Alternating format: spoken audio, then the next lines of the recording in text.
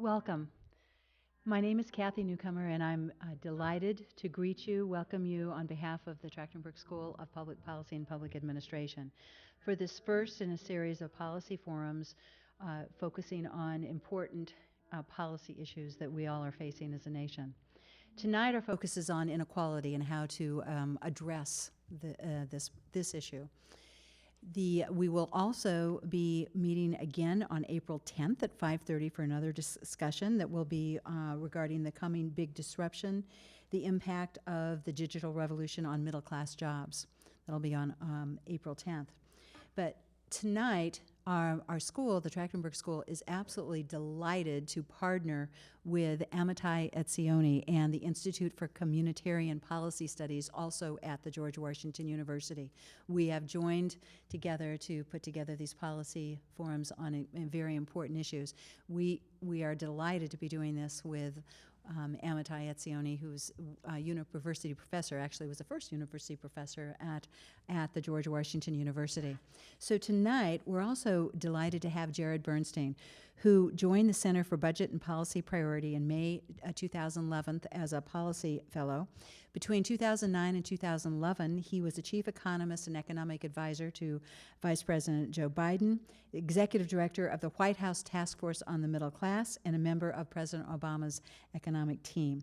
His areas of expertise include federal and state economic and fiscal policies, income inequality and mobility, trends in unemployment and earnings, all topics that are absolutely important to the students in our school and things they think about all the time, maybe even in their sleep.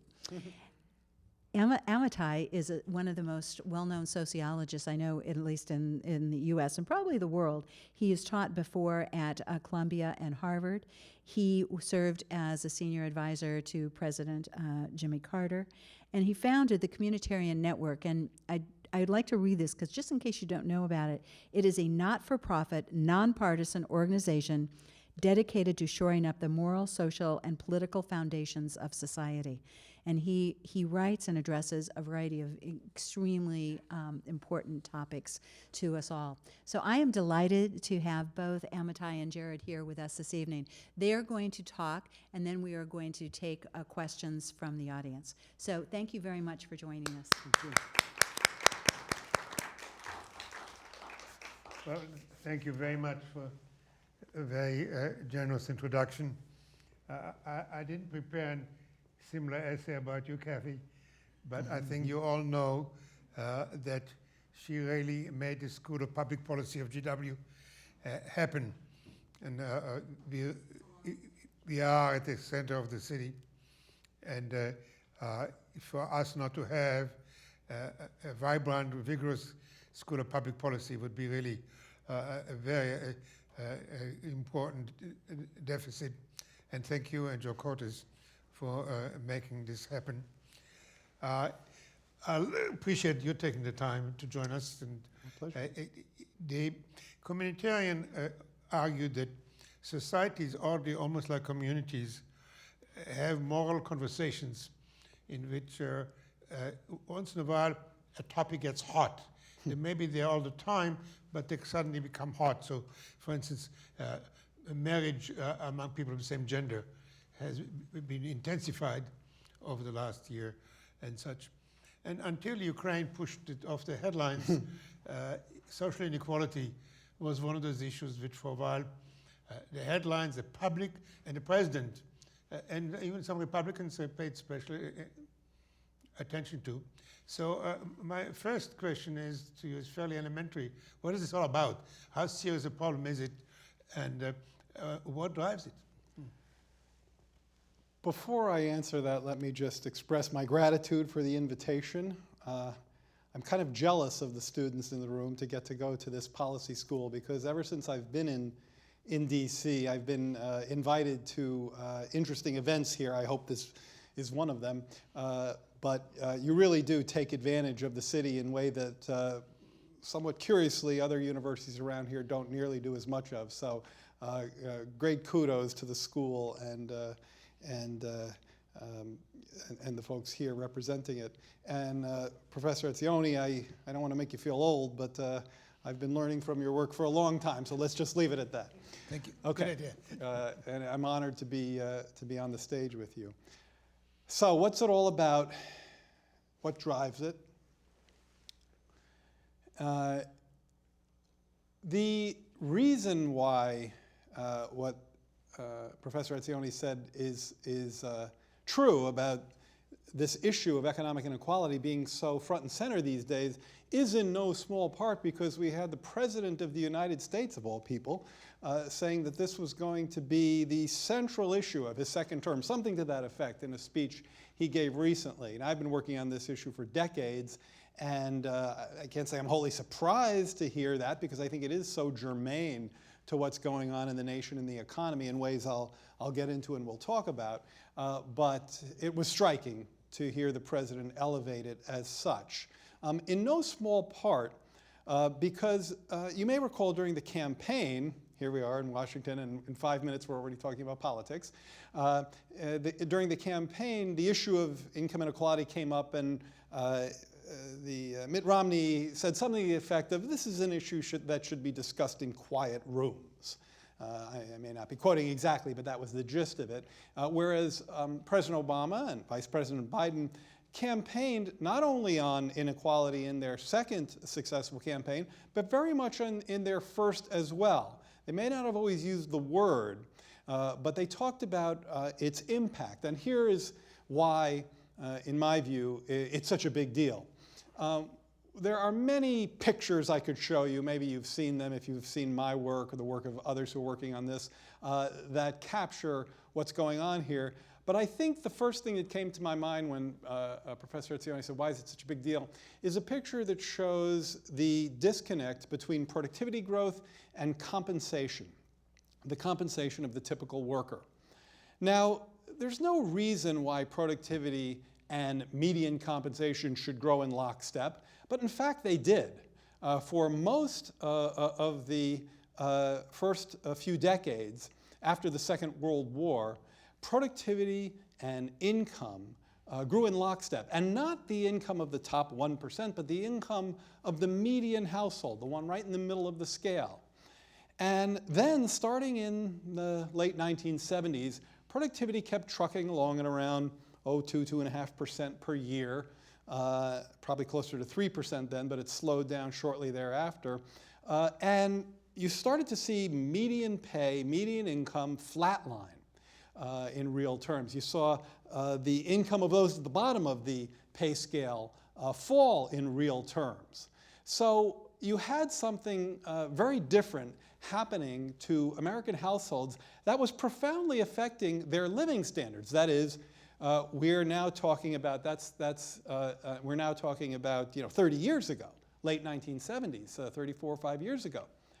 That's 3 decades of income and wage stagnation. Not every year, and there are certainly periods, some very important periods actually, where those trends went the other way. But the divergence, the disconnect between economic growth and the living standards, or the well-being, the economic well-being of really the majority of households, is a very big deal in a country where a social contract, something you're very familiar with, implicitly, some cases explicitly, states, certainly this was the theme of the campaigns, if you work hard, you ought to get ahead. So if you're contributing to the growth of the economic pie, there's no reason your slice should be getting smaller. In fact, it should be, and it was for years, getting larger. That's why it's such a big deal. Its impact on living standards, on the social contract, on the implicit and often explicit arrangement between the families, the households, and what we think of as fair and just distribution of the growth that we have. Now, I can say the drivers, but maybe a pause there and let you catch your breath. Well, and also, my job is to hold your feet to the fire, at least very gentle fire. Huh? No, go ahead. So I don't see it. I do a lot of cable television, so I'm used to the in fire. that case, there's got to be a.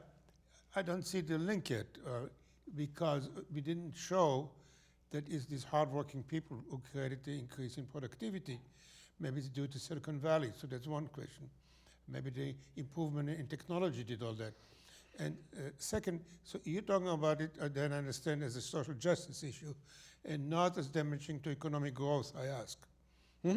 Sure. So first of all, the answer to my first question was really, why is it such a big deal? Why would the President of the United States elevate this to the level that he did? Why would he run 2 campaigns on it? And I'm telling you that the answer to that is what I said before. It's profound impact on living standards and how different that impact was in the decades following World War II. Now you're getting into questions about the drivers, which is technology, globalization. That you mentioned Silicon Valley, so I think technology. But you're also asking questions about its other more nuanced impacts. So, for example, it's lately there's been a considerable amount of interest. I wrote a paper about this for the Center for American Progress, which I commend to you, on this issue of inequality and growth. To what extent are high levels of inequality slowing down macroeconomic growth? Another very key issue. To what extent are high levels of income inequality leading to lower levels of economic mobility? So that's another impact question. That is, you can have very high levels of income or wealth or wage disparity, such that the distance between the bottom and the middle and the top really spread out. So very large increases in economic dispersion of these variables. But that doesn't tell you anything about how quickly people are moving over the course of their lifetime from one part of the income scale to another. That's mobility. And there is a recent strain of work, very interesting and important, that asks, is it the case that high levels of economic inequality are diminishing mobility? And that's, again, very important in terms of social justice, because in America we tend to believe that we don't necessarily, we don't think about equal outcomes. We're not 5-year planners and think everyone should be the same at the end of the day. But we very much believe in equal opportunity, even though certainly our history has belied that belief, but it is a core belief. So if, in fact, the level of inequality is leading to lower levels of mobility, that's another impact problem. So I consider those impact issues, and we can get into them. Both of them are, I've thought and worked on both of them. But the question of the drivers is highly germane as well. What's different? What changed such that the great divergence between incomes and productivity, between the wealth of the top few percent and everybody else, the 99 versus the 1, if you want to think in terms of Occupy Wall Street. So what changed? So the traditional drivers of inequality that most economists will cite are twofold: globalization and technology. I think the former actually plays a pretty important role. I'm more skeptical about the latter. In the period where incomes and economic growth were quite tight, and productivity were quite tightly matched, the trade deficit on net was balanced. The average trade deficit as a share of GDP was less than 0.5%, about 0. Now that doesn't mean we always had trade surpluses or trade deficits. It just means that they balanced each other out, and that's what you'd like to see in an advanced economy like ours. What's very problematic is not trade. The people who, the protectionists who say we shouldn't engage in trade, I think are wrong. I think trade is an important and essential part of advanced economies. By the way, not just for us, but to help let the Bangladeshis have a chance at higher living standards too. The problem is that ever since this split started occurring, we've had large and persistent trade deficits. So that's an important driver, and it's not one that gets mentioned very often. Technology, so globalization has played a role largely through persistent trade deficits. And basically, to just put a not too fine a point on it, when we have large and persistent trade deficits, we're exporting labor demand. That's led to another big factor in this divergence, and that is the absence of full employment. In the period where incomes and productivity and growth were all growing together, the economy was at the job market, the labor market was at full employment 70% of the time. That means full employment means a very tight match between labor supply and labor demand. I'm doing curves here with my hands. Labor supply and labor demand tightly matched at full employment. When employment gets full enough, employers have to bid up the wage offer, to get and keep the workers they need. 70% of the time, the job market was at full employment. In the latter period, with the great divergence, 30% of the time the economy was at full employment. So that's another factor.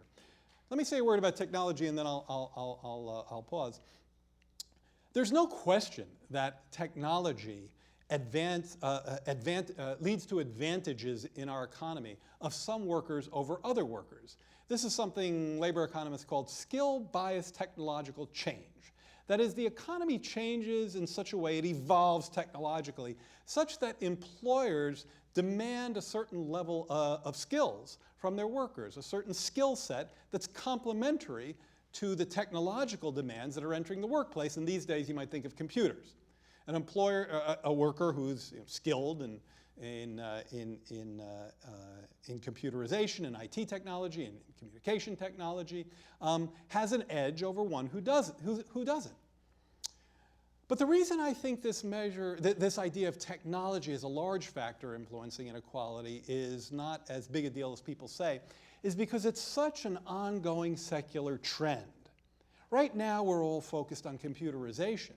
But if you go back to the beginning of economic history, which for me is, maybe 2 or 3 centuries ago, that's about as far back as I can take the data, you see this happening time and again, starting with machine tools and moving on to railroads, and then electricity, and then transistors, and then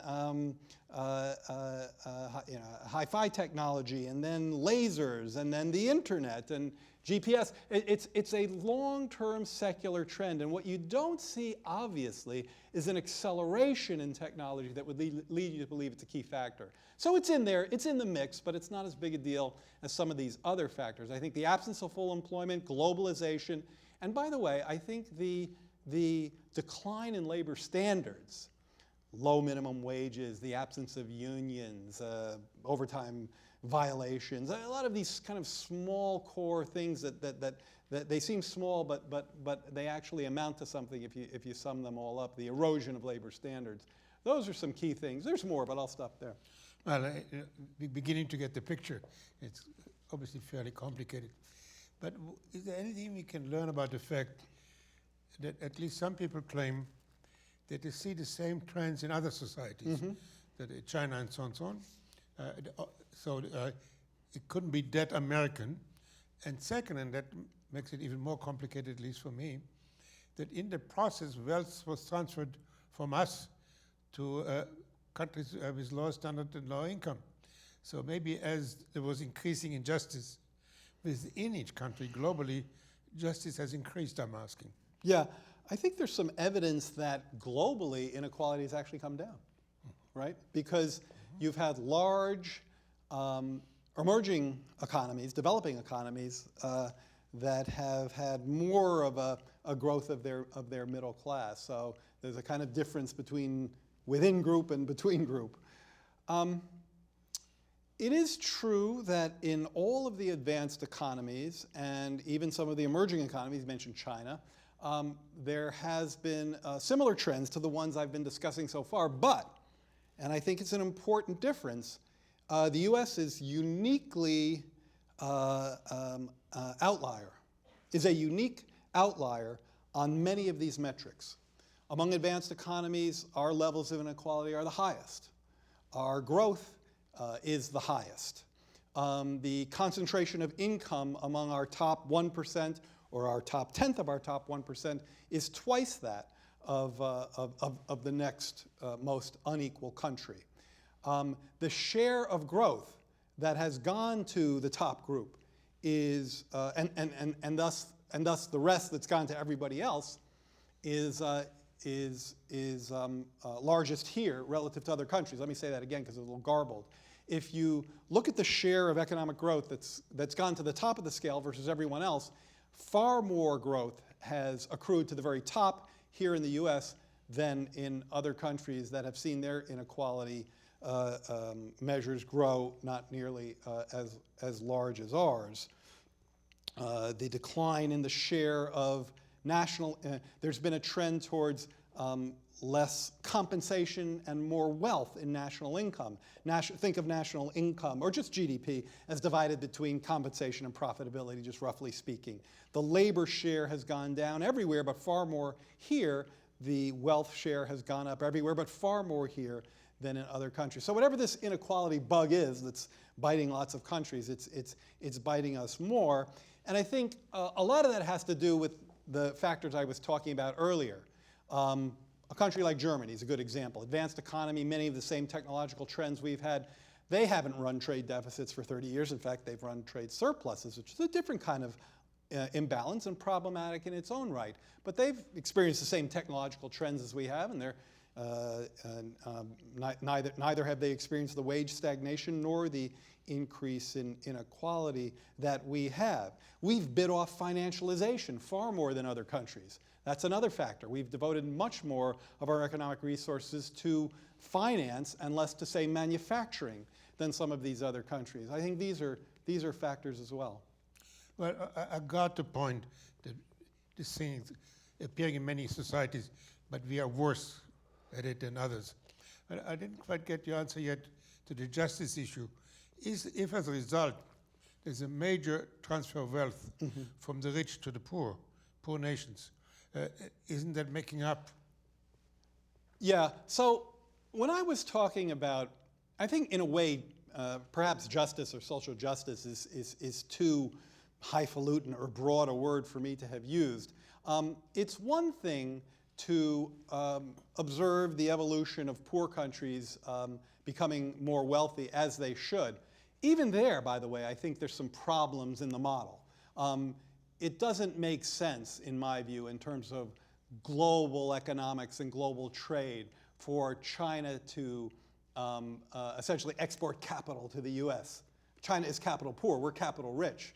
I think that is very much an imbalance in the sense of global inequality that's problematic. But it is true that as some poor countries become more wealthy, as they should, that's clearly a positive thing. What I was talking about was very much within the U.S., or for that matter, within any other advanced economy, Canada, the U.K. After the U.S., the U.K. has quite high levels of it. Within these countries, I think there has been the distribution within these countries, the U.S., the U.K., within these countries, the distribution of productivity growth, of economic growth, of wealth, of opportunity, away from those in the bottom half towards those in the top.